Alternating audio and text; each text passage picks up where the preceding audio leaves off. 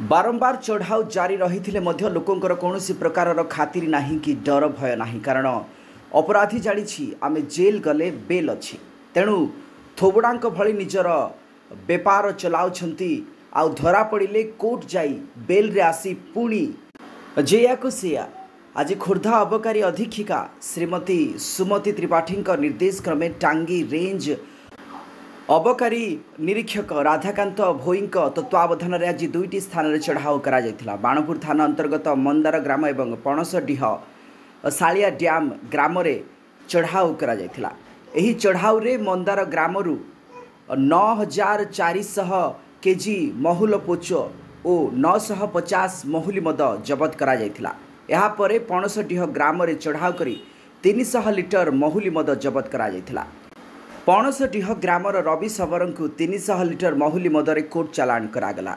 एही चढ़ाऊ रे खोर्धा अबकारी मोबाइल टीम टांगी अबकारी टीम सदर बेगुनिया अबकारी टीम एवं बाणपुर थाना जोग देथिले। एही संक्रांत रे 5टी मामला रुजु करा जायछि। पणसडीह ग्रामर रवि सबर को केस नंबर 142/2526 रे कोर्ट चालाण करा जायछि। चढ़ाऊ रे बालुगाँ अबकारी अधिकारी सुजित कुमार मुदुली टांगी अबकारी अधिकारी रमेश चंद्र बारिक बेगुनिया अबकारी अधिकारी मित्र बिंधा परिड़ा अबकारी मोबाइल अधिकारी सुजित कुमार नाग और सदर अबकारी अधिकारी सुदर्शन बिसोई एवं बाणपुर थानार थाना अधिकारी जोग देथिले।